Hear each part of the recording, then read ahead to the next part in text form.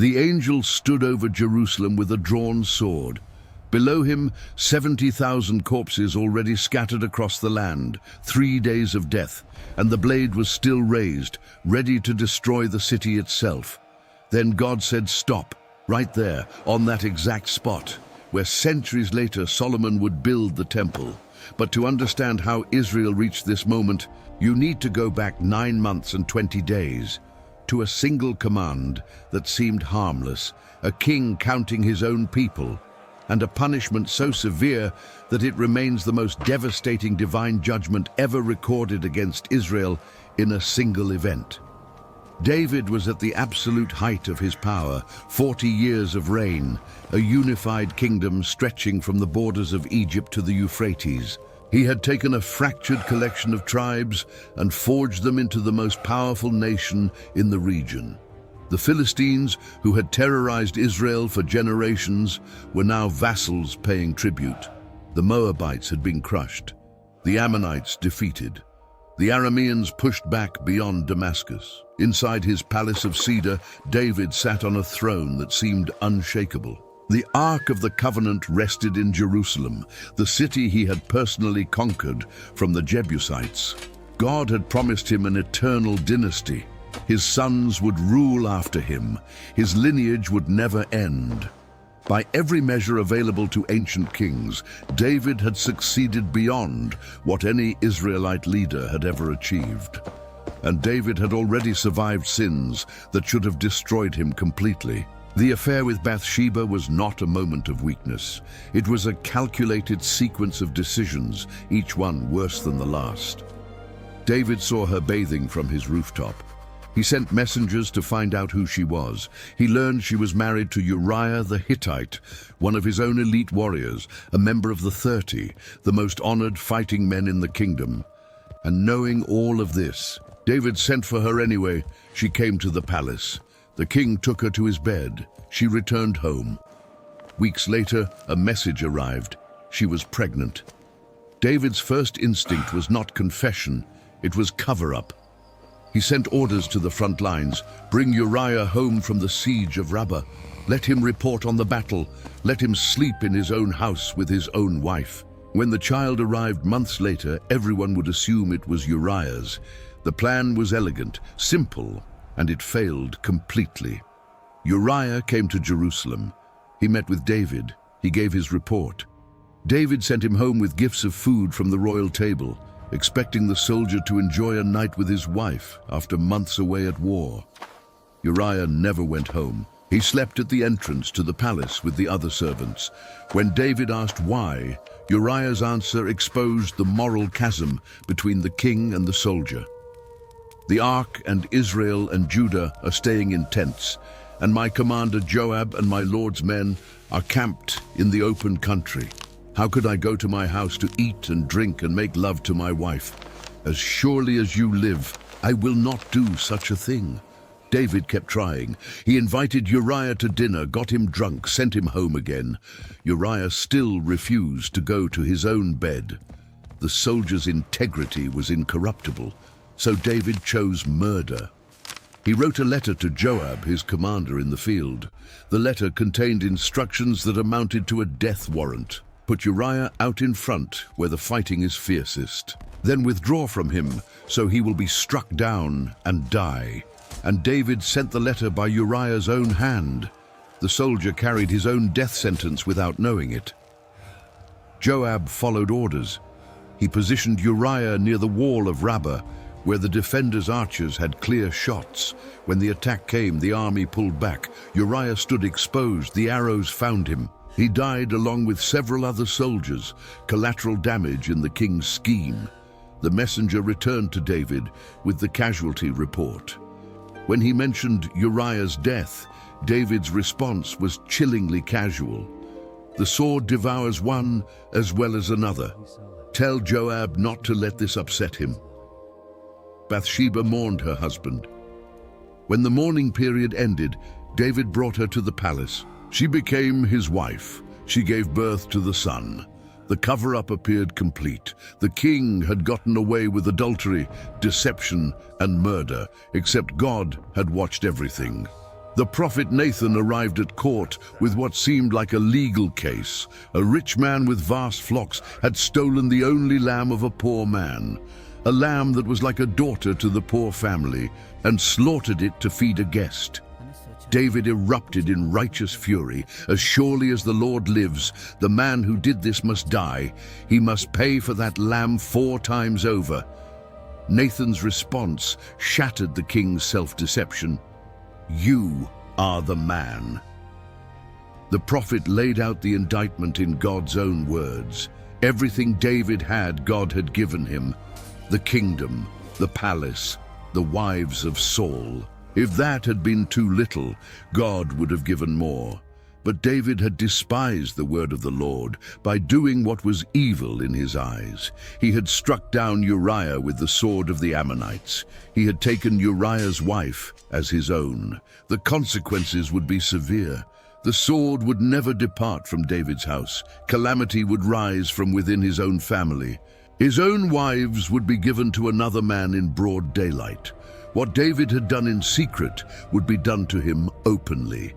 David's confession was immediate and total. I have sinned against the Lord. Nathan's response was unexpected. The Lord has taken away your sin. You are not going to die, but because by doing this you have shown utter contempt for the Lord, the son born to you will die. The child became ill. David fasted, refused food, lay on the ground all night pleading with God for 7 days. On the 7th day, the child died. David's servants were afraid to tell him, fearing what the grieving king might do. But when David realized the truth, he got up, washed, changed his clothes, went to the house of the Lord and worshipped. Then he ate. God had forgiven the adultery. God had forgiven the murder. God had forgiven the cover-up. The punishment was severe, the death of an innocent child, the promise of future violence within his own house. But David himself survived. The kingdom continued. The dynasty remained intact. Years passed, more sons, more wives, more wars, more victories. The rebellion of Absalom nearly destroyed everything. David's own son gathered an army, captured Jerusalem, publicly violated David's concubines on the palace roof, exactly as Nathan had prophesied. David fled into the wilderness like a fugitive, but Absalom died in battle. David returned. The throne was restored. And then, in the twilight of his reign, the king who had survived adultery and murder and rebellion made a decision that seemed utterly insignificant compared to everything else. He ordered a census. The command went to Joab, the same general who had executed the murder of Uriah without question. David wanted numbers. He wanted to know exactly how many fighting men he controlled, every tribe, every region, from Dan in the north to Beersheba in the south. Counted, recorded, reported. Joab's reaction was extraordinary. This was not a man of moral sensitivity. He had killed Abner in cold blood to avenge his brother's death. He had assassinated Amasa, David's newly appointed commander, stabbing him in the stomach while pretending to greet him with a kiss. He had disobeyed direct orders to kill Absalom, plunging 3 javelins into the prince's heart while Absalom hung helpless from a tree. Joab had blood on his hands that would never wash clean, but counting soldiers made him protest. May the Lord your God multiply the troops 100 times over, and may the eyes of my lord the king see it. But why does my lord the king want to do such a thing? The king's word was final. David overruled his general. Joab and the army commanders went out to count the fighting men of Israel. The census was not a quick operation. The text records exactly how long it took: 9 months and 20 days. Nearly a full year of military officials traveling through every territory, entering every village, recording every man capable of bearing arms. They started east of the Jordan, at Aroer, in the gorge near the town in the territory of Gad, then north through Jazer into Gilead, through the region of Tatim Hodshi, onto Danjan and around towards Sidon, south to the fortress of Tyre, through all the towns of the Hivites and Canaanites, Finally, down to Beersheba in the Negev of Judah, the numbers they brought back were staggering. 800,000 able-bodied men who could handle a sword in Israel, 500,000 in Judah, over 1.3 million soldiers in total. The chronicles record even higher figures: 1,100,000 in Israel alone, 470,000 in Judah, numbers that represented the largest military force ever assembled in the ancient Near East. Each number had a name, each name had a family. Each family had land, livestock, debts, hopes, fears.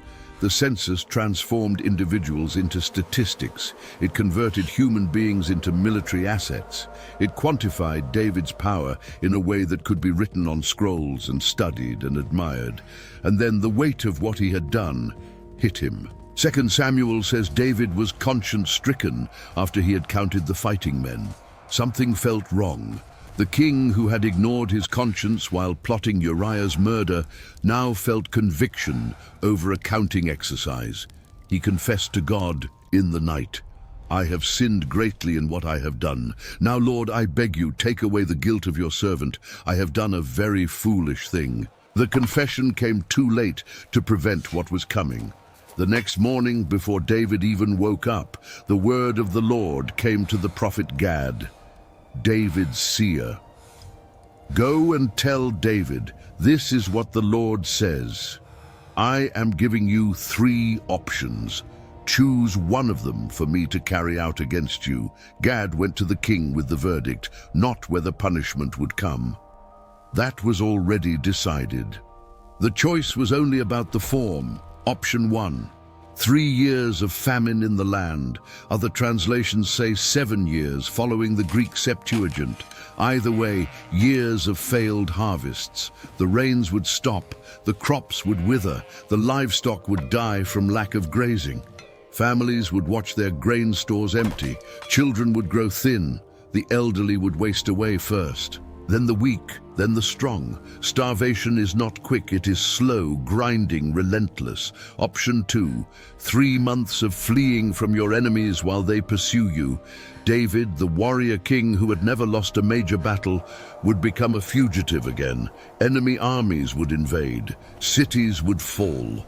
The kingdom he had built over 40 years would crumble in 90 days. His people would be killed, enslaved, scattered. He would run and hide in caves and deserts, just as he had hidden from Saul decades earlier when he was young and desperate. Option 3. 3 days of plague in your land, with the angel of the Lord ravaging every part of Israel. 72 hours of supernatural destruction, no battlefield, no siege. Just death moving invisibly through the population. Gad delivered the message and waited. Think it over. Decide how I should answer the one who sent me. David's response revealed his theology. It also may have revealed his calculation. I am in deep distress. Let us fall into the hands of the Lord, for his mercy is great. But do not let me fall into human hands. He refused option 2. Foreign armies would show no mercy. They would rape, pillage, enslave, humiliate. David knew what human enemies did to defeated nations. He had done it himself. Between famine and plague, he chose plague. Perhaps because it was shorter, perhaps because divine judgment, however severe, still carried the possibility of divine mercy. Perhaps because 3 days felt survivable in a way that 3 years did not. The death began that morning. From Dan in the north to Beersheba in the south, the angel of the Lord moved through the land. The text does not describe symptoms, does not record whether people knew what was killing them, does not tell us if death came suddenly or after hours of suffering. It simply states the toll. 70,000 men of Israel. Calculate the mathematics of that death. 70,000 over 3 days means roughly 23,000 per day, nearly 1,000 per hour, 16 per minute. 1 death every 4 seconds continuously for 72 hours.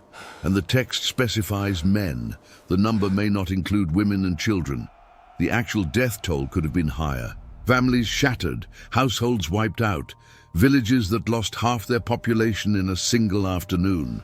Consider what this meant for those who survived. You wake up feeling healthy. Your neighbor does not wake up at all. By midday, 3 families on your street are in mourning. By evening, the wailing fills the air from every direction. There are not enough burial plots. Not enough people left to carry the bodies. You do not know why this is happening. You cannot see what is killing your people. You do not know if you will be next. The destroying angel moved systematically. Town by town, region by region. The sword drawn and invisible, except perhaps to prophets and kings. David would have received reports throughout those 3 days. Messengers arriving with numbers, death tolls climbing, entire districts devastated, and every single death landed directly on his conscience. He had chosen this. He had picked the plague over the famine. He had selected 3 days of supernatural horror over 3 months of military flight. Whatever calculation he had made was proving catastrophic. On the 3rd day, the angel reached the outskirts of Jerusalem. The threshing floor of Araunah the Jebusite sat on a hill just north of the city walls. Mount Moriah, some sources call it. This was agricultural land. Farmers brought their harvested wheat here, threw it into the air, and let the wind separate the heavy grain from the light chaff. It was elevated ground, practical for the task, utterly unremarkable in every other way. Araunah was threshing wheat with his 4 sons when he looked up and saw something that made them all hide. The destroying angel, visible now, standing between earth and sky, his sword drawn, extended over Jerusalem. The city spread below like a target waiting to be struck. Inside the city, David saw the same vision. The king and the elders of Israel, clothed in sackcloth as a sign of desperate mourning, fell face down on the ground. This was not royal dignity. This was terror.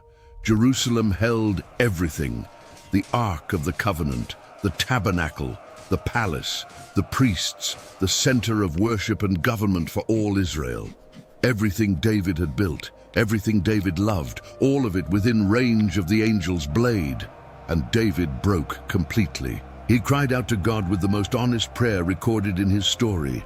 I am the one who sinned and did wrong. These are but sheep. What have they done?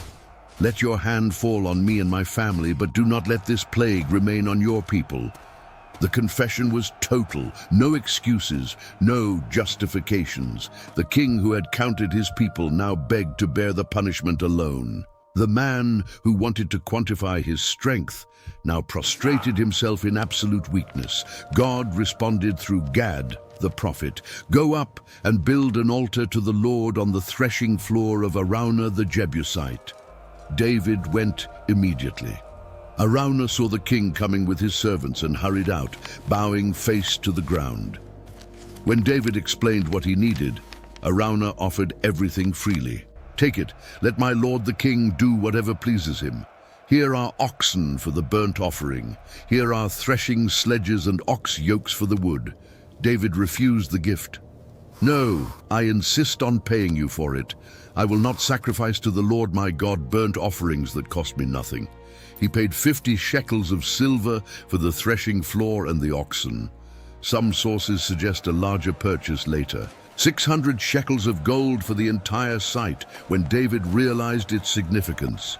He built the altar with his own hands, arranged the wood, slaughtered the oxen, offered the burnt offerings and fellowship offerings, called on the name of the Lord, and God answered. Fire fell from heaven and consumed the sacrifice on the altar. The Lord commanded the angel, and the angel put his sword back into its sheath.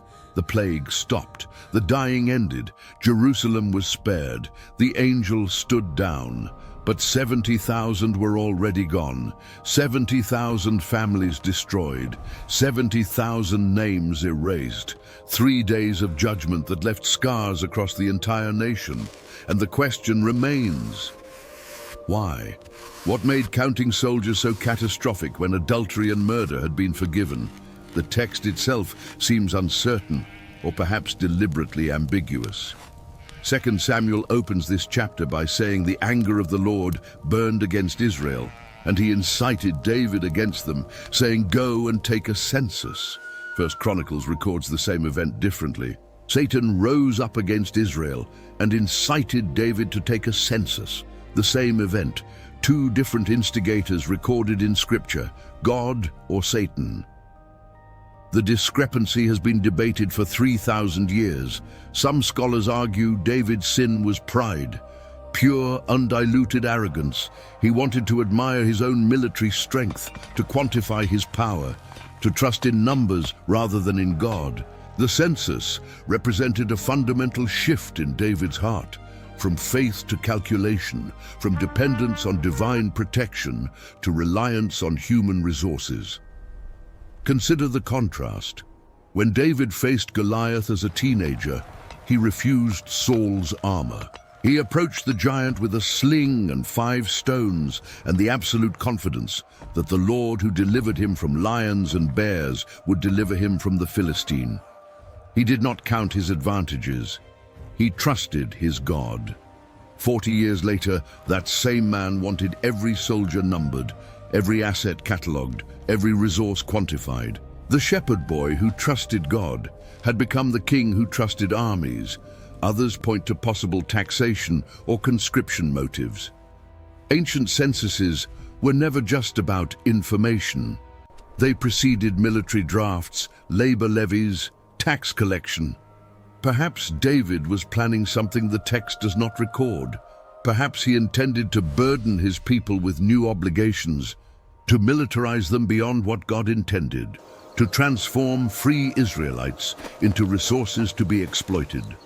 Some scholars focus on the law itself. Exodus chapter 30 records specific instructions for counting Israelites. When you take a census of the Israelites, each one must pay the Lord a ransom for his life at the time he is counted. Then no plague will come on them when you number them. Each person was to give half a shekel as atonement money. The law anticipated this exact consequence, plague following census, unless atonement was made.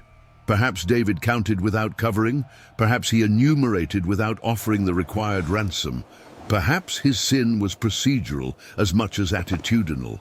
Others believe the punishment was not primarily about David at all.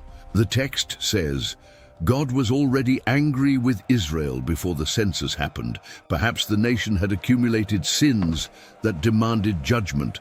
Perhaps David became the instrument through which a verdict already rendered was executed. The king's foolishness triggered what God had already determined to do. The honest answer is that Scripture does not fully explain. It records the event with brutal clarity. It shows the consequence in devastating detail. It preserves the numbers and the names and the places, but it leaves the ultimate interpretation to those willing to sit with the tension, to wrestle with a text that refuses easy answers. What we know with certainty is what happened next. And this is where the story shifts from devastation to something no one could have predicted. David continued to sacrifice at that threshing floor for the rest of his reign. He did not go back to the tabernacle at Gibeon where the official altar stood. He stayed at the site where the angel had stopped. He built the altar there. He offered sacrifices there. He worshipped there. And before he died, he made the most significant decision of his remaining years. He told Solomon exactly where to build the temple, not just anywhere in Jerusalem, on that specific hill, on Araunah's threshing floor, on the exact spot where the angel of death had raised his sword over the city, and God had said, enough. David could not build the temple himself. God had told him through Nathan the prophet that he was a man of blood, disqualified from constructing the house of God. But David could prepare. He spent his final years gathering materials, gold by the thousands of talents, silver beyond counting, bronze and iron in quantities too large to measure, cedar logs from Lebanon, skilled workers in stone and metal and wood. He drew up architectural plans. He organized the priests and Levites into divisions for service. He arranged the musicians and gatekeepers. He did everything possible to ensure that Solomon would succeed where he had been forbidden to begin. and all of it centered on the threshing floor where 70,000 deaths had finally stopped. The construction began years later. 180,000 laborers cutting stone in the mountains, massive blocks shaped in quarries so that no hammer or chisel or iron tool was heard at the temple site. Cedar imported from Lebanon on rafts floated down the Mediterranean coast. Gold overlaying the inner sanctuary until the walls themselves seemed to burn with light. The Ark of the Covenant finally brought to rest in the Holy of Holies, all of it standing on ground that had witnessed the most severe judgment in Israel's history. Scholars still debate what made this census so catastrophic. Some point to David's pride, others to his reliance on military strength instead of God. Some suggest the real sin was never fully recorded, that the text preserves judgment but obscures the crime. What we know is this: 70,000 died. The angel stopped over a threshing floor, and that ground became the most sacred site in Israel's history. The Bible does not always explain why. Sometimes it simply records what happened and leaves the interpretation to those willing to wrestle with the text. This story is one of those moments, brutal, mysterious, and strangely beautiful in its ending. 70,000 dead, one altar built, and a temple that would stand for centuries on the exact spot where destruction almost swallowed Jerusalem whole.